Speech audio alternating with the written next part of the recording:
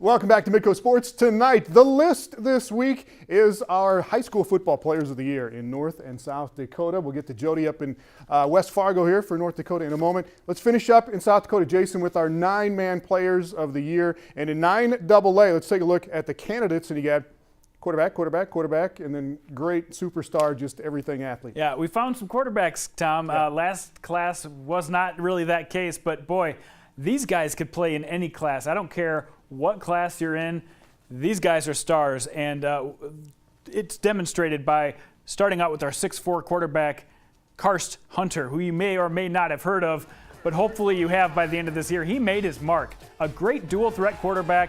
He took Miller to the semis this year, Tom. That's a little further than they're used to getting. Yeah, they got their loss to Gregory, the eventual state champion, so a great season for Miller Highmore Herald. Great ball he throws. You see it right there. Puts it in the right spot. 1,000 yards passing, over 1,000 yards rushing as well. Impressive season for Karst Hunter. Then you've got Trey King. I mean, this guy had outrageous numbers. Get this, folks. Ran for 1,871 yards. Ran for 1,871. Threw for 2,519. Yes, he did that. And he ran for 34 touchdowns. Threw an extra 27. And not to mention 9 interceptions while he was on defense. No, not while he was on offense, Tom. On defense. 61 offensive touchdowns, though, to go with that. He accounted for 70 touchdowns this year. Unbelievable. And then Andy Mccants, maybe the best ball anybody throws in this entire class. He maybe didn't have the same type of opportunity, didn't play a lot of full games because of the score. They just dominated teams. But he managed 2,578 yards through the air with 40 touchdowns and only 2 interceptions. Both of those came in the dome, actually, so he had no interceptions all the way to the dome. They had a great group of receivers as well, with Beck and all those guys from Gregory, and another one here is on your list as well. And Jade Vanderwerf missed a couple games in the middle of the season, but he's clearly one of the top players as well. The stats maybe won't reflect what he did as an impact player for Gregory this year, but unbelievable. Look at this defense right here.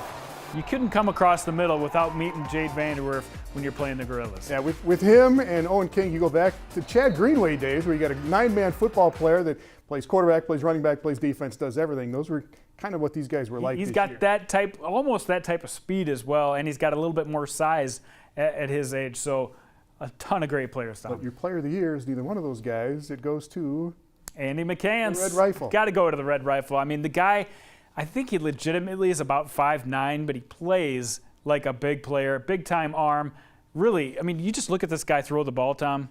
Nobody in the state throws a beautiful ball like that. And just where we've seen him in the summer, he's worked really, really hard to get to the level of quarterback that he is. Yeah, congratulations to Andy. He's phenomenal. All right, in 9A, Jason, maybe not one real standout in this class, but one team that stood out. And let's get to your candidates here for the Player of the Year in 9A. Oh, well, it's true. There might not be as much talent at the top. I do think there's a lot of players who fueled their teams and really got better throughout the year. Let's start with Jacob Cheok of Avon. The Pirates really haven't had a dominant #1 runner in a long time. This year got 1,415 yards from him, 23 touchdowns, and brought them back to relevance.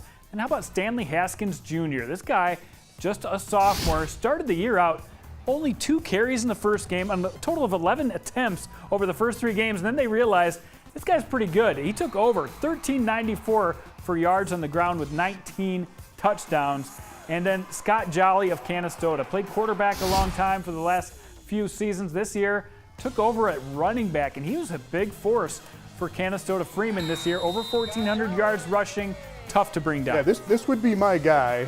21 touchdowns for Scott Jolly. They lost to Britton Heckla in the playoffs, but another good year for them. And then how about Bryce Plant? I think the words that need to go next to Bryce Plant are big play maker.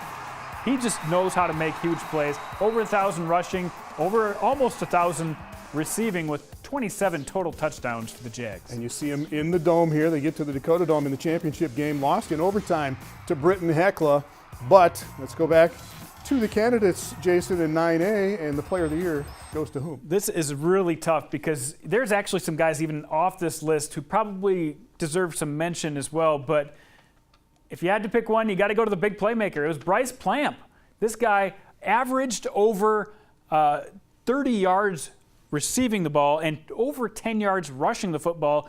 27 touchdowns on the year for a guy who led his team to an undefeated season and all the way to the Dome. Got to go to Bryce Plant. All right, congrats to Bryce Plant, of course, Stickney in Class 9A. And one more class to go here, 9B, Jandy, and 3 players on your finals list here. 2 of them are cousins from Coleman-Egan. Yeah, Coleman-Egan dominates this list. And once again, it just so happens that the 3 best players all were on the Dome football field playing together. And there's a reason for that. There's a lot of really good players. So let's just start with let's start with Bodie Gross. First player on our list. He really helped transform Coleman-Egan into champions over the last couple of years. Last year, the Joe Robbie MVP winner. This year led his team to an undefeated title run, even though he only played, get this, 21 quarters in the regular season. I mean, this guy, they just got up so big. Again, the stats don't really tell the truth here. Basically a half a game every Friday night. Yeah, so he did get over 1,000 yards rushing, even despite that few number of quarters he played, and almost 1,000 more throwing the football. Great dual threat quarterback and awesome on defense as well. This is his cousin, Cade. Cade Gross had another awesome year. He had great breakaway speed, ran for almost 800 yards, 18 touchdowns, and he ended up being the Joe Robbie MVP in the title. Oh, killed Sully Buttes here in this championship game in 9B. Sully Buttes would score a touchdown. 2 plays later, Cade Gross was in the end zone. Yeah, I think his new nickname is The Answer for what he did in that title game. Fun to watch Cade Gross, cousin of Bodie. And then you've got Devin Clevon of Sully Buttes. He led an offense that just mowed people down the field all throughout the year. Had some huge games this season, but really the championship game, threw for 250 yards in that game and did not let his team quit. Great year for Devin Clevon. Little Randall Cunningham sling out there, doesn't he? Another big, tall, lanky quarterback in 9-man football that could do a little bit of everything for Devin Clevon. Yeah, just fun to watch these guys play. And you know what? It came down to these 3.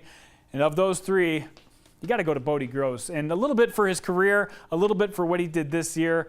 But you just watch these guys play in person, you get a different feel for how valuable they are. Bodie Gross is definitely the most valuable player in this class. All right, this is resume stuff for these guys as they maybe go on in their football careers as being named the player of the year. I hope so. It's been fun, that's for sure. All right, that's it. Back to Kelly Stewart. Kelly? All right, great stuff. Thanks, guys, and congratulations to all of these South Dakota Gridiron greats on a wonderful year. Well, coming up next, we'll send it up to North Dakota and hear from Jody Northstead about his top high school players. Stay right here.